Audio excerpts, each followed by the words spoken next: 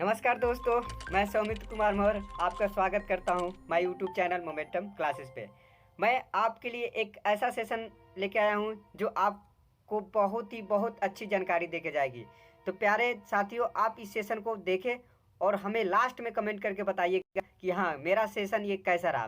प्यारे दोस्तों, जैसे कि आप हमारे स्क्रीन पे देख रहे होंगे, मानसून क्या है, आखिर मानसून कब आता है, क्यों आता है, कैसे आता है, ये क्यों जून महीने के में ही आता है, बारिश क्यों होती है भारत में किस टाइम बारिश होती है, कहाँ अधिक बारिश होती है, कहाँ कम बारिश होती है, कहाँ बारिश नहीं होती है। यानी कि इन सब के बारे में बताने वाला हूँ पूरा निचोड़, कि आपको एक भी कन्फ्यूजन मौसम के बारे में नहीं रहेगा। तो प्यारे दोस्तों, और आप कभी ऐसा मौसम के बारे में पढ़े भी नहीं होंगे जो मैं आज बताने वाला हूँ। तो प्यारे दोस्तों, आप हमारे वीडियो को पूरा देखें और समझें कि कैसे आता है भारत में मानसून और कब आता है और क्यों आता है। तो चलते हैं, आपको बताने स्टार्ट करते हैं कि आखिर भारत में मानसून कब आता है, क्यों आता है। तो सबसे पहले आप प्यारे दोस्तों आपको बता देते हैं पहले मानसून।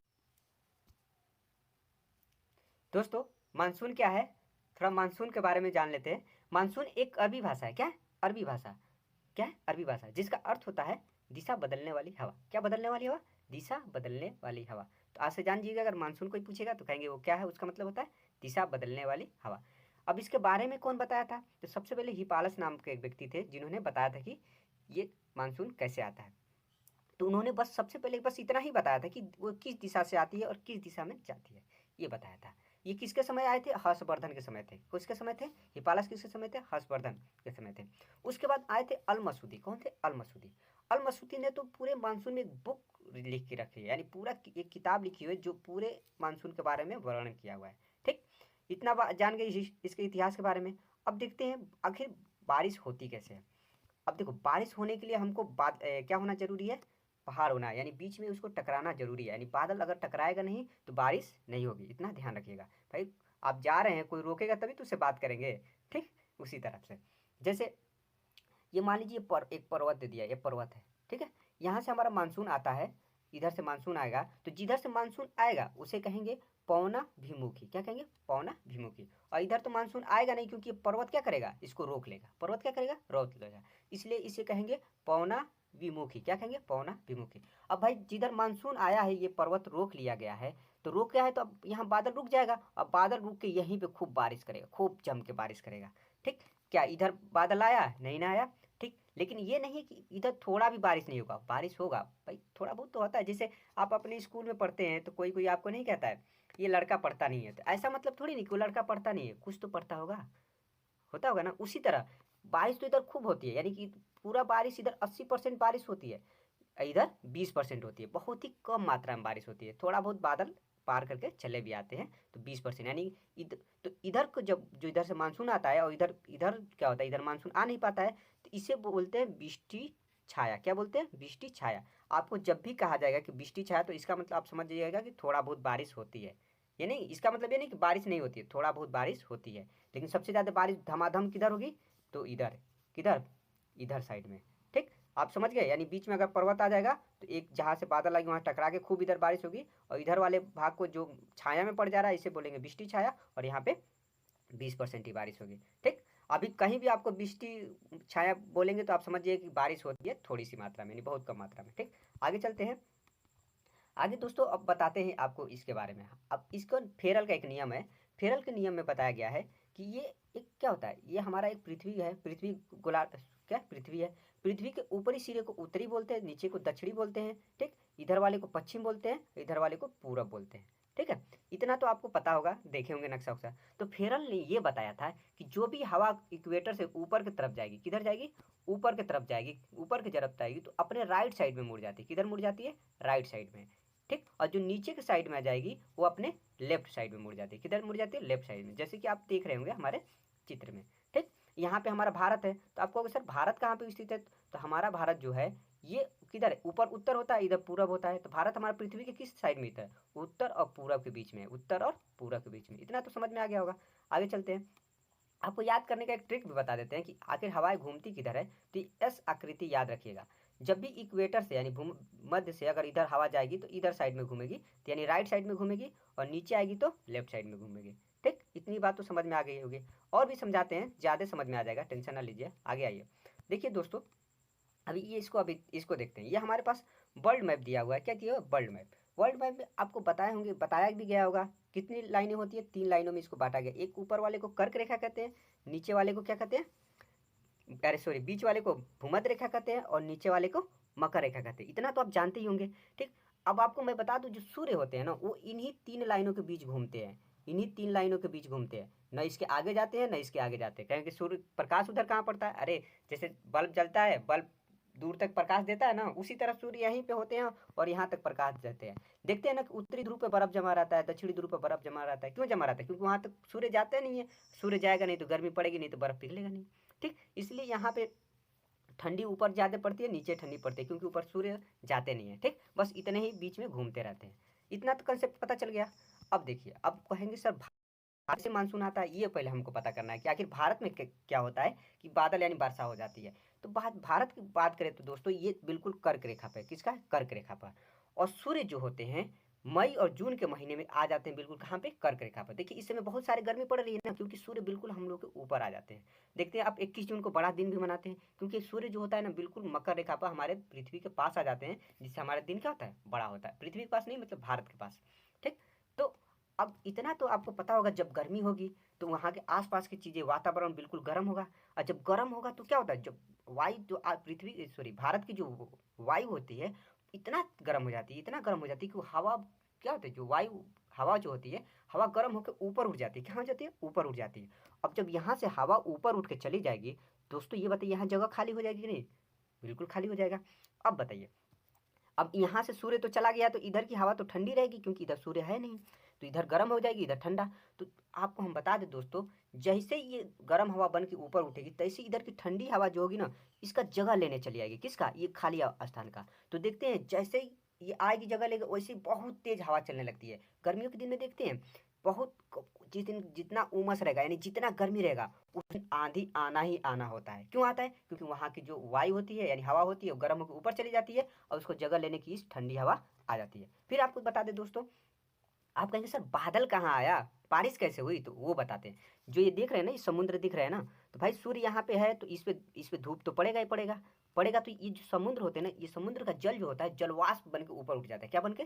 जलवाष्प बन के ऊपर उठ जाता है। और जैसे ये ठंडी हवा है ना, ये इसका जगह लेने आती है। किसका? जो ये हवा जो गर्म होकर ऊपर उठी होती है, तो ये ठंडी हवा जाती है जगह लेने, तो इस बादल को भी लेके धक्का मार के चली जाती है। और इस बादल को ले आकर क्या करती है, यानी जिसमें बाष्प यानी जल भरा रहता है, हमारे ऊपर लाकर छोड़ देती है, यानी हमारे यहाँ बारिश हो जाती है। इतनी बात समझ में आई? आपको थोड़ा और एग्जाम्पल थोड़ा देते हैं। कहोगे सर क्या? देखो ये थोड़ा अपने हाथ से बनाया हो, इसमें देखो, ये कर्क रेखा हो गया, ये भूमध्य रेखा हो गया, ये मकर रेखा हो गया। ठीक, जब सूर्य हमारे पृथ्वी के ऊपर होगा तो इधर ठंडी पड़ेगी और इधर गर्मी पड़ेगी। बोलो होगा कि नहीं?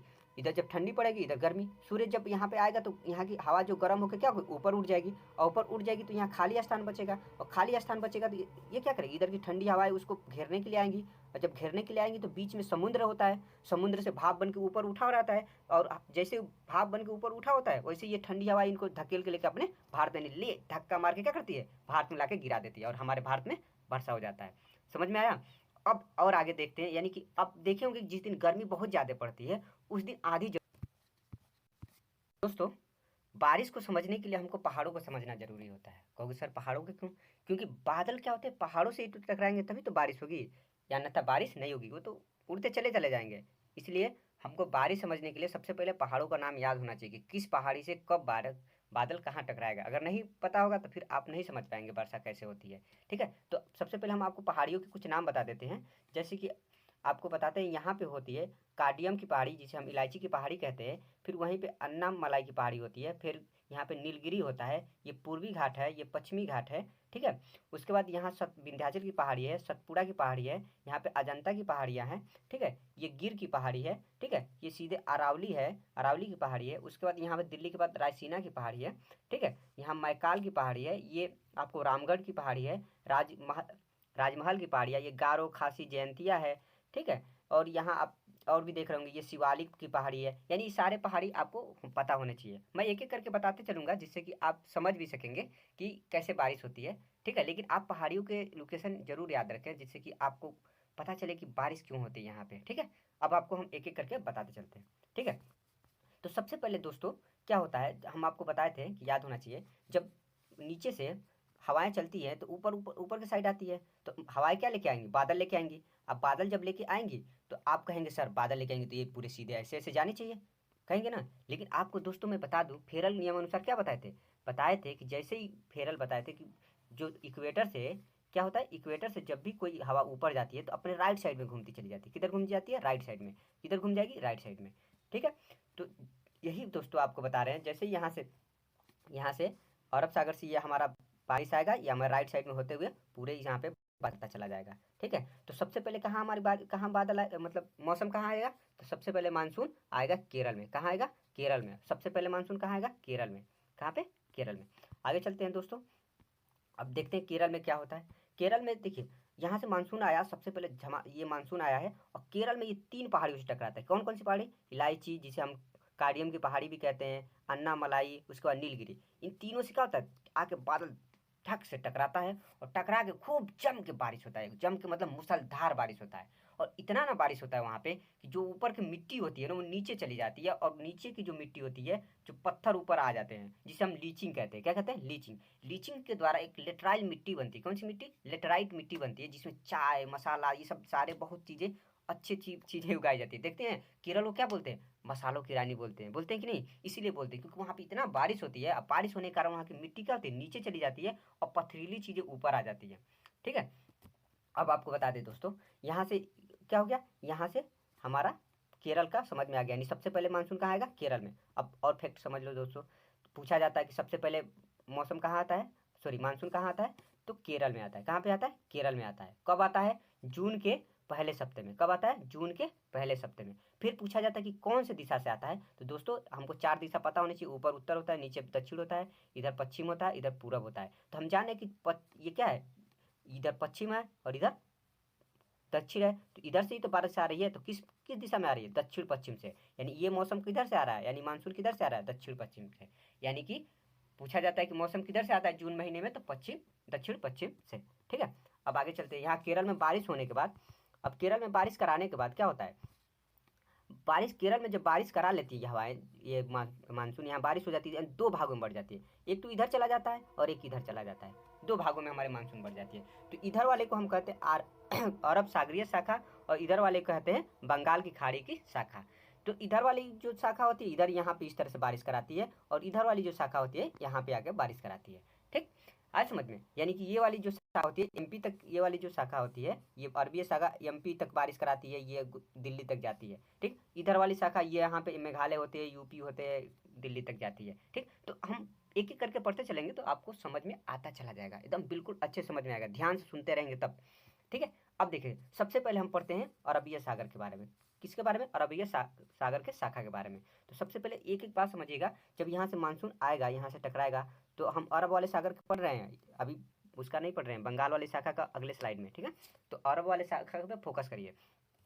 तो जैसे जैसे यहाँ मानसून टकराएगा, यहाँ वर्षा होती चली जाएगी, इस तट पे खूब बारिश होती चली जाएगी ना। अप्रैल जून से स्टार्ट हो जाता है बारिश, और जून से स्टार्ट होकर यहाँ बारिश होती चली जाती है, होती चली जाती है, जैसे होती चली जाती है। और ये आगे जब जाती है तो यहाँ पे तो ये तो पहाड़ियाँ, यहाँ तो चलो यहाँ तक तो इधर ही बारिश होगी, लेकिन यहाँ से अब पहाड़ी हट गई ना, ये वाली पहाड़ी तो यहाँ से खत्म हो गई, तो यहाँ से 3 भागों में हमारा बढ़ जाता है। यानी मानसून 3 ओर चला जाता है। किधर चला जाता है, 3 ओर।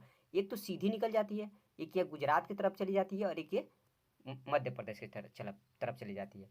तो जो ये तीनों में से जो गिर यानी गुजरात की ओर जाती है, पहली वाली जो गुजरात की ओर जाती है, ये क्या होती है, ये जाके गिर पर्वत से टकरा जाती है। किससे टकरा जाती है, गिर से। और गिर से टकराने के बाद वहाँ पे क्या होता है, वहाँ पे जब जानते हैं कि जब पहाड़ी से क्या होगा, कोई बादल टकराएगा तो वर्षा होगी, तो गिर पहाड़ी के आसपास क्या होती है, बारिश हो जाती है। यानी कि इधर का जो चीज़ होता है, गुजरात के इधर गिर पहाड़ी के इधर साइड में सौराष्ट्र होता है, और यहाँ खूब जम के बारिश होती है। लेकिन यहाँ इधर क्या होता है, इधर ओला क्या होता है, वृष्टि छाया हो जाता है। क्या होता है, वृष्टि छाया। वृष्टि छाया आपको बता दिए कि बहुत कम बारिश होती है। इसी कारण जानते हैं कि इधर कम बारिश होने के कारण यहाँ कच्छ का मरुस्थल है। कहाँ पे, गुजरात में, इस साइड में। क्यों, क्योंकि वहाँ बारिश ही नहीं होती है, तो मरुस्थल होगा, जहाँ बारिश नहीं होता है मरुस्थल होता है।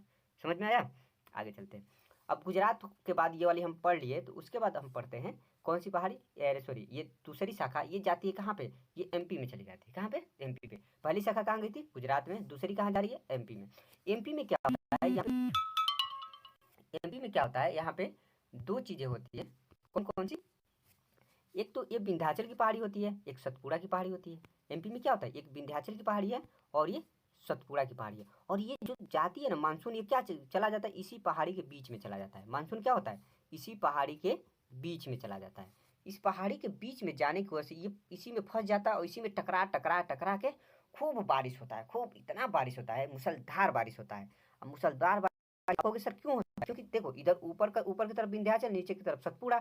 अब बताओ जाए तो बेचारा कहाँ जाए, इसी में फंस जाता है। और यहाँ इस आगे तो और छोड़ो, आगे निकल भी जाता है, लेकिन यहाँ आगे मैकाल की पहाड़ियाँ हैं। कौन सी पहाड़ियाँ, मैकाल की पहाड़ियाँ। मैकाल की पहाड़ियाँ और नहीं निकलते। अब देखो इसको इसी में बंद कर दिया ना डब्बे में, अब खूब इसमें बारिश होगा, जब तक कि जितना बादल रहता है यहीं बरस जाता है।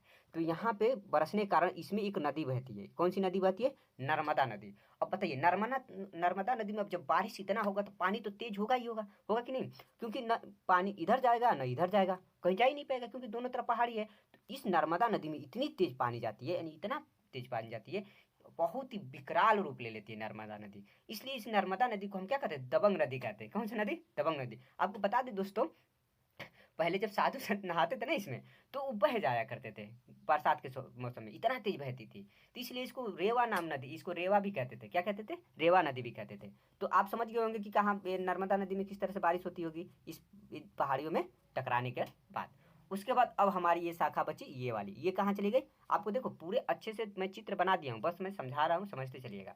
ये देखिए अभी चली जाती है अरावली पर्वत की तरफ। अरावली पर्वत बताइए, अब अरावली पर्वत मानसून को रोक पाएगा, कहोगे सर आप ही बताइए।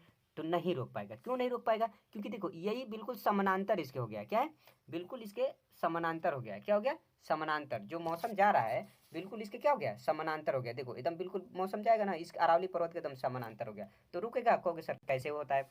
देखो दोस्तों, आपको मान लीजिए 10 लोग मारने आ रहे हैं, तो आप डंडे से इस तरह आगे से इस तरह से नहीं ना रोकेंगे। डंडे से अगर 10 लोग मारने आ रहे हैं आपको, इस तरह 10 लोग मारने आ रहे हैं, तो आप ऐसे डंडे से इस तरह तो रोक नहीं पाएंगे। बहुत रोकेंगे तो एक को रोक पाएंगे, और वही डंडा ऐसे घुमा देंगे आप इस तरह से, ये आप डंडा ऐसे घुमा देंगे तो इस सारे लोगों को रोक देंगे ना। सेम वही कंसेप्ट यहाँ पे चलता है। ये रुकता है नहीं, क्योंकि हमारा हमारा ये पहाड़ी क्या, अगर ऐसे रहता तो रोक लेता, तो यहाँ बारिश होती। लेकिन ये ना होने के कारण यहाँ राजस्थान में बारिश होगी, नहीं होगी। राजस्थान में बारिशें नहीं होती है। और ये कहाँ चली जाती है, ये हमारी मानसून सीधे उड़ के दिल्ली के पास चली जाती है। कहाँ चली जाती है, दिल्ली। और दिल्ली में एक रायसीना पहाड़ी है, वहाँ पे बारिश होने लगती है। देखिए रायसीना पहाड़ी है, लेकिन वो थोड़ा ऊंचाई उसका बहुत कम है, तो इसलिए कुछ ही बादल वहाँ पे टकराते हैं और दिल्ली में बारिश हो जाती है। क्या होती है, दिल्ली में बारिश। अब दिल्ली में बारिश होने के बाद, अब पहाड़ी तो ऊंचा है नहीं, तो बादल तो सब रुक नहीं पाएगा। तो बादल जाके टकराते हैं कहाँ पे, उत्तराखंड में। कहाँ टकराते हैं, उत्तराखंड में दोस्तों। कहाँ टकराते हैं, उत्तराखंड में। अब यहाँ बता देते हैं दोस्तों, ये बादल जाके यहाँ उत्तराखंड में टकराते हैं, और टकराने के बाद यहाँ तो भयानक बारिश होती है। कहोगे दोस्तों क्यों, क्योंकि इसके आगे इसको जाने का कोई रास्ता ही नहीं है। अब बताइए सारे बादल कहाँ जाएंगे, जाएंगे तो यहीं टकराएंगे ना। और इतना तेज बारिश होती है, अब जानते अचानक बारिश होने लगती है। और अचानक बारिश होने को ही क्या कहते हैं, बादल का फटना। जैसे आप पलटी से पानी कहीं गिराते हैं ना तेज धाराओं में, और देखते हैं पूरा बहने लगता है हर चीज, वैसे ही बादल फटता है। बिल्कुल पानी वहां पे इतना ऐसे गिरेगा जैसे लोग बाल्टी से पानी गिराते हैं, इस तरह से इतना मूसलाधार बारिश होती है। इसे ही बादल का फटना कहते हैं। ठीक, क्यों आखिर को सर ऐसा क्यों होती है। जब मान लीजिए हम लोग खूब दौड़ते जा रहे हैं, कई लोग दौड़ रहे हैं खूब तेजी से, अचानक एक दीवार आ जाए, तो क्या सब अचानक जाकर उसमें धड़ाधड़ लौटते नहीं चले जाएंगे। यही होता है इसके साथ। अचानक से पहाड़ी आ जाती है और ये सारा मौसम बादल जाके क्या होता है, इसी में लड़ जाते हैं। और लड़ने के बाद क्या होता है, उत्तराखंड में खूब जम के बारिश होती है। देखते हैं जून के महीने में उत्तराखंड में पिछली बार एक 2013 में क्या गया था, बादल ही फट गया था, कितना नुकसान हुआ था। आपको याद होगा ही, नहीं याद होगा तो जान जाइए। ठीक है, बहुत जबरदस्त बारिश होती है। उसके बाद बादल, यहाँ बारिश होने के बाद अगला साइड पे देखते हैं क्या होता है। जब यहाँ पे बादल जब इसमें शिवालिक पर्वत में यानी हिमालय पर्वत में टकराने के बाद ज़्यादा से ज़्यादा बादल से तो पानी निकल जाता है, लेकिन कुछ बादल में थोड़ा सा यानी बहुत ही बारिश कम होता है, यानी बहुत ही क्या होता है, थोड़ा पानी बच जाता है। तो फिर बादल लौटते हैं, क्या होता है, टकराने के बाद कुछ बादल लौट आते हैं। और लौटने के बाद फिर दिल्ली में बारिश करते हैं। क्या करते हैं, फिर दिल्ली में बारिश करते हैं और यहीं रुके रहते हैं। बादल कहाँ रुके रहते हैं, यहीं रुके रहते हैं। तो ये रहा आपका कंसेप्ट किसका, ये आपका अरबिया सागर का रहा। कौन से शाखा की, अरब सागर के बारे में हम बता दिए। यानी कि इधर बारिश कहाँ कहाँ बारिश कराए, एमपी में कराया, गुजरात में कराया, राजस्थान में तो कराया नहीं क्योंकि वहाँ रुक ही नहीं पाया पर्वत। दिल्ली में कराया, दिल्ली के बाद उत्तराखंड में कराया। यहाँ तक तो आपको समझ में आ गया होगा। अब आपको अब आगे चलते हैं, तो कौन सी शाखा देखेंगे, अब देखेंगे कौन सी शाखा, बंगाल की शाखा, यानी बंगाल की खाड़ी वाली शाखा। कौन सी शाखा, बंगाल की खाड़ी वाली शाखा देखेंगे। बंगाल की खाड़ी वाला भी कंसेप्ट अच्छा है, समझिएगा। जैसे आपको बता दिए कि यहाँ से 2 भागों में बढ़ जाती है। कितने भागों में? 2 भागों में। एक तो इधर चली जाती है, एक इधर चली जाती है। तो इधर वाली तो अभी आपको बता दिए कहाँ जाती है, एक गिर के पास जाती है, एक कहाँ विंध्याचल सतपुड़ा के बीच में चली जाती है, एक सीधे जाके दिल्ली में टकराती है। दिल्ली में थोड़ा बारिश होने के बाद सीधे जाके धड़ाधड़ उत्तराखंड में टकरा के खूब जम के बारिश होती है। ये वाली तो शाखा हो गया आपका कंप्लीट। ठीक, अब ये वाली शाखा हम पढ़ेंगे, कौन सी? बंगाल वाली। अब भाई दोस्तों बताओ, यहाँ इधर बारिश होगा इससे? नहीं ना होगा। क्यों नहीं होगा? क्योंकि आपको फेरल के नियम के अनुसार बताया था कि जो भी ये शाखा जाएगी इधर वाली, इधर से कोई भी लाइन जाएगी तो हमेशा अपने राइट साइड में जाएगी। किधर जाएगी? राइट साइड में। इसलिए इधर वाले में बारिश बहुत ही होती नहीं है। ठीक है, तो दोस्तों ये सीधे चली जाती हैं, धीरे धीरे अपने राइट घूमते घूमते सीधे चली जाती हैं और जाके कहाँ लड़ती हैं? इस मेघालय की पहाड़ी होती है, 3 पहाड़ियाँ। कौन कौन पहाड़ी होती है? कौन कौन पहाड़ी होती है? सीधे जाके कहाँ लड़ती है ये यहाँ पे एक पहाड़ी होती है, जाके गारो खासी जयंतिया नामक पहाड़ी से सीधे जाके लड़ जाती है। क्या होती है? सीधे जाके लड़ जाती है। खूब जम के मेघालय में बारिश होता है। जानते हैं सबसे ज़्यादा बारिश कहाँ होता है? मेघालय में तो होता है। चेरापूंजी, मानसीराम कहाँ है? मेघालय में तो है। खूब जम के बारिश होती है। फिर वहाँ से थोड़ा ऊंचाई, भाई पहाड़ थोड़ा नीचे है, कौन सा? गारो खासी जयंतिया। ठीक, तो उससे थोड़ा कुछ बादल बच जाते हैं। तो बादल आगे जाके क्या होते हैं?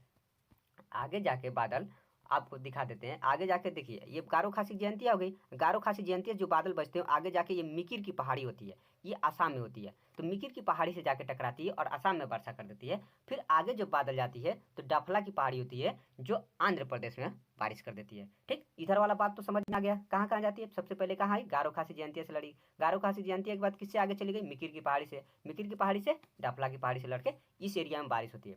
अब आपको थोड़ा कंसेप्ट बताते आखिर होता कहाँ है यहाँ पे ज़्यादा बारिश? कहाँ पे?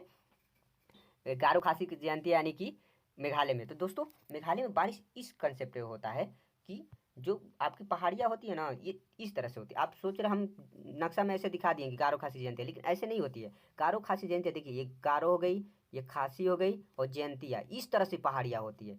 किसमें? वहाँ पे जो गारो खासी जयंतिया है। अब जैसे ये जाती है ना अंदर, कौन? बादल गारो खासी जयंतिया के अंदर जाता है तो इसी में फंस जाता है। जैसे वो बताए थे कहाँ पे? विंध्याचल वाला में। सेम उसी कंसेप्ट में इसमें फंस जाता है। इसमें तो और बुरी तरह से फंस जाता है और खूब इसमें जम के बारिश होती है। इतना जम के बारिश होती है कि इसी में जगह कौन सा नाम है? मानसीराम। जानते हैं मानसीराम को? पूरे भारत में सबसे ज़्यादा कहाँ बारिश होती है? मानसीराम में। ठीक, अभी अभी आपको और कंसेप्ट बताते हैं। कहेंगे सर क्या कंसेप्ट बताएंगे? देखिए, ये आपका ये मान लो कि 3 पहाड़ियाँ, ये है गारो खासी जयंतिया, ये 3 पहाड़ियाँ हैं। यहाँ से मौसम मानसून आया और इसमें इतना टकराया कि खूब यहाँ से मानसून निकल ही नहीं पाता है और खूब जम के यहाँ बारिश हो जाती है। ठीक, तो प्यारे दोस्तों इतनी बात समझ में आई गारो खासी जयंतिया के बारे में। यहाँ से आया तो सबसे पहले कहाँ टकराया? गारो खासी जयंतिया, उसके बाद मिकिर की पहाड़ी से डफला की पहाड़ी, और इस एरिया में हमारा बारिश हो गया। अब आगे चलते हैं। अब यहाँ से अब दोस्तों क्या होता है कि जो मानसून अब यहाँ जाएगा तो यहाँ गारो खासी जयंतिया है, तो गारो से टकरा के, किससे टकरा के? पहाड़ी जो गारो से टकराएगा तो गारो से पहाड़ी से टकराएगा तो इधर घूम जाता है।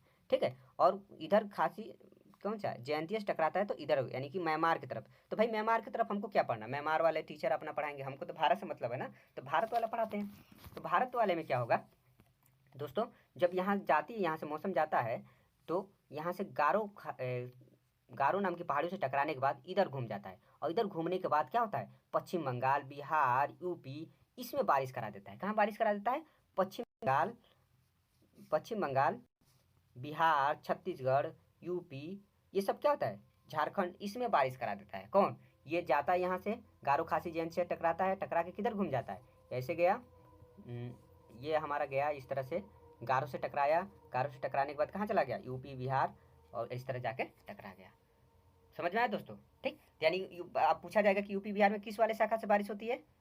तो पश्चिमी शाखा वाला से, यानी कि बंगाल की खाड़ी वाला के शाखा से बारिश होती है। ठीक, और फिर ये जाके कहाँ मिल जाएंगे बच्चे? यहाँ फिर जाके मिल जाते हैं, फिर ये जाके कहाँ मिल जाते हैं? दिल्ली में। और आपको याद होगा कि दिल्ली में तो वो भी है, कौन? अरब सागरीय शाखा तो दिल्ली में ही रुकी हुई है। अब हो गया यहीं पे बवाल। ये जाके दोनों एक दूसरे मिल जाती हैं और मिल के क्या करती हैं दोस्तों?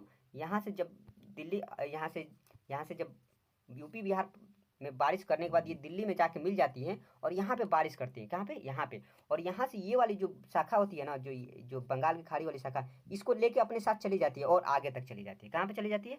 और आगे तक, और जाके हिमाचल प्रदेश में धौलाधार है, धौलाधार पर्वत है हिमाचल प्रदेश में, उससे टकरा जाती है। और जब धौलाधार से टकराती है यहाँ पे धौलाधार से जब टकराती है आगे दोस्तों, जब यूपी बिहार से जो मानसून आगे चलता है, आगे जाते जाते कहाँ मिल जाता है, दिल्ली में। और आपको पता होता है दिल्ली में पहले से कौन सा मानसून रहता है, इधर अरब सागर वाली मानसून तो रुकी रहती है, और इसी में जाके क्या होती है, ये इससे जाके टकराती है और इसको आगे तक लेके चली जाती है। और आगे तक लेके कहाँ चला जाती है, धौलाधार पर्वत से जाके टकरा जाती है। आगे जाके कहाँ टकराती है, धौलाधार से। और धौलाधार पर्वत कहाँ पे है, हिमाचल प्रदेश में। कहाँ है, हिमाचल प्रदेश में। और हिमाचल प्रदेश में वर्षा करा देती है। अब हिमाचल प्रदेश वर्षा कराने के बाद जो हिमाचल प्रदेश धौलाधार पहाड़ी है, यहाँ से टकराने के बाद ये वापस आती है और कहाँ पे करा देती है वर्षा, पंजाब में। कहाँ कराती है, पंजाब में। लेकिन बादल में पानी तब तक कम होता है, इसलिए पंजाब में क्या होता है, वर्षा कम होती है। क्या होती है, पंजाब में वर्षा कम होती है। फिर आप सोच रहे होंगे कि इधर का एरिया क्या होगा। इधर के एरिया में दोस्तों बारिश होगा ही नहीं, क्योंकि जब इधर देख ही रहे हैं धौलाधार की पहाड़ी, ठीक है, काराकोरम के ऊपर पहाड़ी शिवालिक होती है, यहाँ कई सारी बड़े बड़े पहाड़ियाँ ऊंचे ऊंचे होती हैं, जो बादल को क्या होती है, उधर जाने ही नहीं देती है। यानी लेह लद्दाख में क्या होता है, बारिश होता ही नहीं है। क्या होता है, बारिश होता नहीं है। ठीक है, ठीक, आ गया समझ में, जिसे हम वृष्टि छाया कहते हैं। क्या कहते हैं, वृष्टि छाया। वृष्टि छाया मतलब बताते हैं, होता है मतलब बहुत ही कम होता है। ठीक है, हो गया, इतना बात समझ में आ गई। अब वो पंजाब में हो जाती है बारिश। ठीक है, पंजाब में हो जाती है। तो आपसे पूछेगा कि सबसे पहले बारिश कहाँ होती है, सबसे तो कहाँ होती है, केरल में होती है। सबसे ज़्यादा बारिश कहाँ होती है, तो गारो खासी जयंतिया में होती है। सबसे बाद में कहाँ बारिश होती है, तो पंजाब में होती है। सबसे बाद में बारिश कहाँ होती है, पंजाब में। सबसे कम बारिश कहाँ होती है, तो लेह और लद्दाख में होती है। ठीक है, ये दोनों समझ गए दोस्तों। ठीक, यहाँ कहाँ दोनों मिलती हैं, अरब सागरीय और बंगाल की खाड़ी वाली शाखा कहाँ मिलती है, दिल्ली में जाके दोनों मिल जाती हैं और मिल के आगे तक जाती हैं। इतना तो बात आपको समझ में आ गई होगी। ठीक, आगे चलते हैं दोस्तों। अब देखिए, अब यहाँ पे हमारा क्या होता है, यहाँ पे हमारा अब इतना मैं पश्चिमी सागर सॉरी अरबिय सागर और बंगाल की खाड़ी वाला बताने के बाद आपका कंसेप्ट से लगभग कितना परसेंट, 80% हमने वर्षा करा दिया। कहाँ करा दिया, 80%। कहोगे सर कैसे 80%, आओ दिखाते हैं तुमको 80% कैसे वर्षा करा दिया। देखो कहाँ का करा दिया वर्षा, केरल में करा दिए, कर्नाटक में इधर वाले क्षेत्र में हो ही गया, इधर वाला क्षेत्र वृष्टि छाया में पड़ गया तो थोड़ा हुआ होगा। महाराष्ट्र में बारिश हो गया, गुजरात में हो गया, राजस्थान में थोड़ा बहुत हुआ है क्योंकि इधर से गया है तो।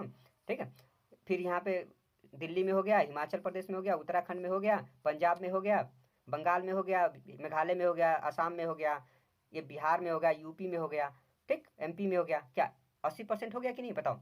यानी कि हमने अरब सागरीय शाखा से और बंगाल की शाखा से हमने 80% क्या करा दिया, वर्षा करा दिया है। अब हमारा वर्षा बचता है कितना, 20% बचता है। कितना परसेंट बचता है, 20%। जिसमें कौन कौन बच रहा है, उड़ीसा में नहीं बताएं, उड़ीसा में क्या होता है, तमिलनाडु में कहाँ नहीं बताए हैं, आंध्र प्रदेश, तेलंगाना, इसमें अभी वर्षा नहीं हुआ है। तो अब तक हमने कितने कितने पढ़ लिए, अब तक हम लोगों ने कितना परसेंट पढ़ लिया, अब तक हम लोगों ने कितना परसेंट पढ़ लिया, 20% पढ़ लिए। कितना सॉरी कितना परसेंट पढ़ लिए, 80% तक हम लोग पढ़ लिए। अब हमको कितना पढ़ना बाकी है, 17% और 3%।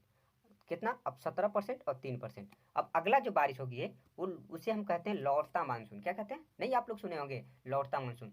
कहोगे सर ये कब तक होती है, जो अरबिय सागर होती है और बंगाल की शाखा जो यहाँ इधर से जा रही है, जो वर्षा इधर से जा रही है, ये इधर से जा रही है, ये जून से लेके, कब से लेके, जून से लेके सितंबर तक होता है। क्या कब तक होता है, जून से लेके सितंबर तक होता है। अब सितंबर के बाद क्या होता है, अब जानते हैं कि जब सितंबर हो जाता है तो देखिए कंसेप्ट समझिए, जब सितंबर हो जाता है तो सूर्य हमारा जो मकर रेखा है, मकर रेखा से वापस आने लगता है। क्या होता है, वापस आने लगता है। तो जानते हैं उसके पीछे पीछे ही हवा जाएगी, तो मकर रेखा से वापस आ जाते हैं कहाँ पे, भूमध्य रेखा के पास आ जाते हैं। कहाँ पे आ जाते हैं, भूमध्य रेखा के पास।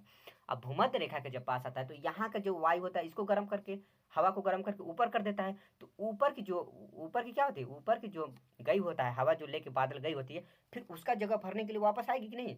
जैसे जिस तरह से गई है उस तरह से वापस भी आएगी, आएगी ना। तो क्यों आएगी, आएगी क्यों, उसका जगह भरने के लिए। यह क्या होता है, यहाँ की हवा क्या होती है, गर्म होकर ऊपर उड़ जाती है। तो जैसे ऊपर गई थी उसको फिर भरने के लिए वापस आएगी। क्या होगी, वापस आएगी। तो वापस कैसे आएगी दिखाते हैं आपको। तो जैसे ही वापस आएगी ना, तो अब मान लीजिए वहां से वापस आ रही, तो ये थोड़ी ऐसे डायरेक्ट आ जाएगी, अचानक से आ जाएगी, चलो भैया चलो चलो दौड़ दौड़ अचानक से आ गया, नहीं। इसको आने में लग जाता है 3 महीना। कहोगे सर 3 महीना, हाँ, सितंबर से सूर्य इधर आता है, सितंबर के बाद तो सितंबर, अक्टूबर, नवंबर, नवंबर तक लग जाता है, नवंबर दिसंबर तक। कितना, नवंबर दिसंबर तक। कहोगे सर कैसे, आप समझाते हैं। देखो जब यहाँ से ये काम खत्म हो गया तो अब यहाँ से लौटना स्टार्ट कर देंगे, बादल क्या होगा, लौटना स्टार्ट कर देगा। तो इधर वाला अरब सागर वाला में तो कोई टेंशन ही नहीं है। ये क्या होता है, ये सीधे लौट के वापस चलाते हैं, यहाँ से लौटने लगता है, लौट के इसको कोई रोकने वाला तो है नहीं, ये सीधे अरब सागर में वापस आ जाता है, यानी वापस वो वहाँ चला जाता है अपने जगह पे। लेकिन